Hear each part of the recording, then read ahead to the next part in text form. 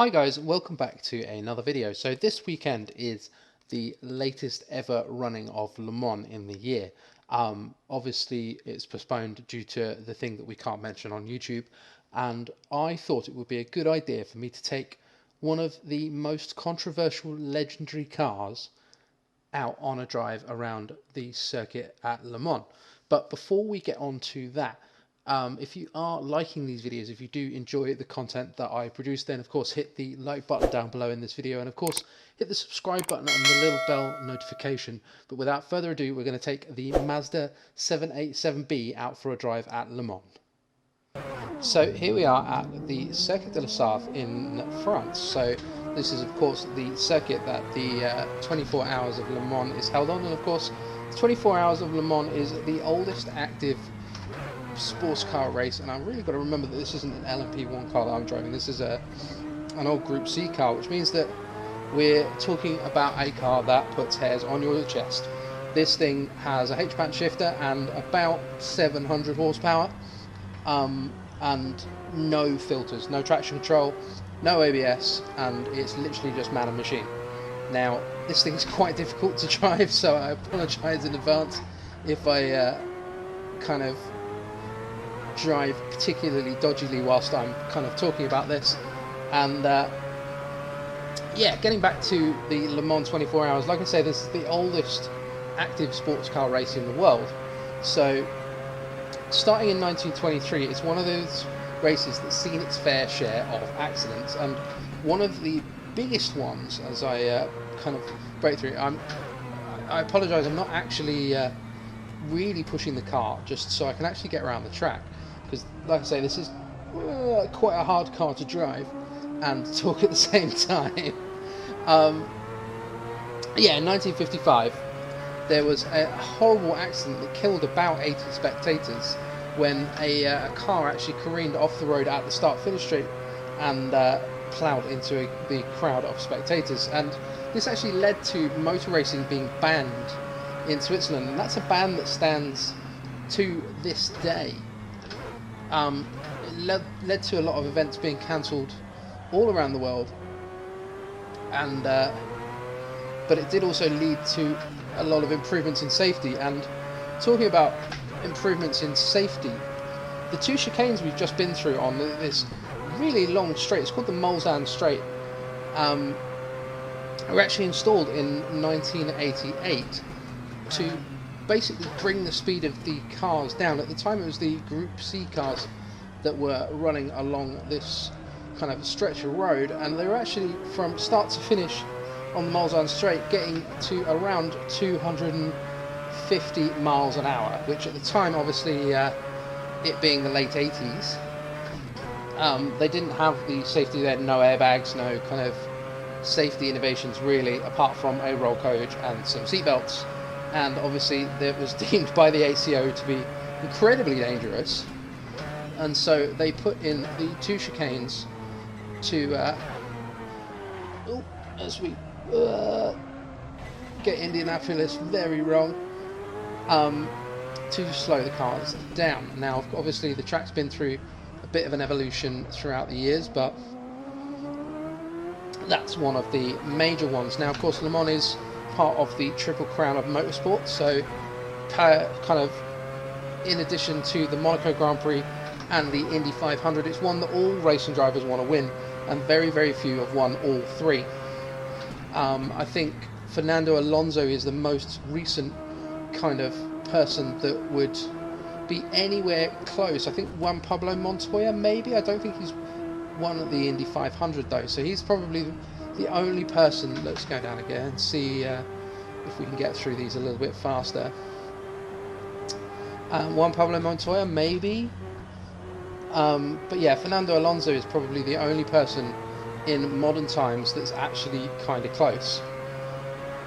And obviously he's currently trying to win the Indy 500 with the McLaren IndyCar project.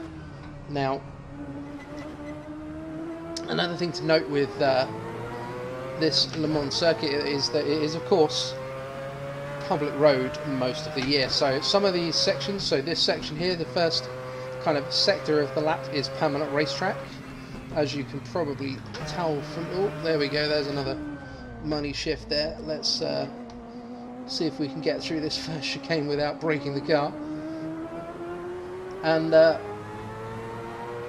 like I say, you normally on the Le Mans Bugatti circuit take a right there, and you're off onto the infield. Now, of course, the Circuit de la Sarthe goes out onto the Mulsanne Straight, goes through Tête Rouge, and I'm saying that like a proper Englishman. I apologise, I'm not very good at French. And out onto the Mulsanne Straight. Now, of course, the major thing with this is obviously the fact that for most of the year, these roads are used by public traffic. They're used by kind of normal road cars, and so a kind of layer of grease and oil and crap and all that kind of stuff kind of builds up on the track. So you basically spend practice week just kind of waiting for the cars to clear all that stuff and the track to rub it in. So what you'll find is that the lap times tend to decrease as the week goes on. Another notable name in the kind of Le Mans history is one Tom Christensen. Now, Tom Christensen is the man that has won the most amount of Le Mans 24 hours of anybody. Now, Tom Christensen has won. Has won. Oh, as we get the second chicane very wrong. Hey, there we go. We just about made it through without kind of murdering the car. And he's won 9 Le Mans 24 hours. Now, of course, that has massively helped with the dominance of Audi in the early 2000s, but obviously not to take away from his achievement is Mr. Le Mans and an incredible driver. Now, Audi are not the manufacturer that have kind of won the most amount of Le Mans. That honour goes to Porsche, who obviously before Audi kind of entered Le Mans had won a fair few themselves. Now, on to the car that I'm driving. Now, this is of course the Mazda 787B, and it's a tricky beast, as you've seen with my kind of terrible driving for the last couple of laps. As we head on the run down to Indianapolis once again. There we go, there's another money shift, and Assetto, of course, is shouting at me for getting that shift wrong, and telling me that I'm about to break the car. But yeah, this is the first and only non-reciprocal powered car to win the Le Mans 24 hours. So it's the only rotary engine car ever to win the Le Mans 24 hours. Now, some people say that when they won in 1991, that was a little bit of a fluke, and to be fair, I kind of agree with them to a certain extent. Can we have a gear, please? Please, any gear. Now, of course, like I say, I agree with them to a certain extent because, as you can see, and I'm giving this car a little bit of a hammering with the gearbox, they're quite reliable cars. Now, that was basically Mazda's tactic going into the 1991 Le Mans 24 hours, was basically just to outlast all of their opponents. Now, the main threat to the Mazdas was the Mercedes C11 Group C cars. And from the start of the race, 2 C11s shot off into the lead, and the second place car, driven by one Michael Schumacher, a guy you might have heard of, was running fairly well until the car spun and they had to retire with, I believe it was a gearbox issue, and that kind of promoted the third place car, which is a Mazda, to up into second. Now, at this point, the kind of Mazda mechanics are kind of sitting there and trying to work out, well, maybe a win's on at this point, because they don't have the pace to keep up with the Mercedes, and realistically, they're kind of fighting for second. And then into the 22nd hour of the race, the first place C11 actually had a bit of an issue and had to pit with a mechanical problem, and that promoted the number 55 787B to first place, and they actually eventually won the race, and this isn't a six speed transmission. There's no point in trying to shift into sixth, Chris. Now, of course, this is the first and only time that Mazda have won Le Mans, and to this day, it's the only win that the 787B got in 19. Well, it's the only win that the 787B got. Let's put it that way. So it's kind of seen in the history books as a bit of a kind of fluky win. Now, obviously, in terms of kind of Group C cars, they're all about brute power and complete animalistic kind of delivery of that power. Now, this thing does do that, but it only has about 700 horsepower. Now, this car is capable of producing, I believe the official specs say 930 horsepower. Now, that's a significant chunk and is probably about the same figure for all the other Group C cars. There we go, there's another money shift. This thing just seems to scream at you when you get it wrong, which obviously draws attention to the fact that you've got a gear shift wrong. But yeah, 930 horsepower, but this was judged by the Mazda engineers to be too unreliable to run at Le Mans, so they were running at 700 horsepower and had a fairly massive deficit, and eventually they got to the point where they were in the lead with one pit stop to go, and the guy in the car at the time is a guy you might have heard of, as a British racing driver.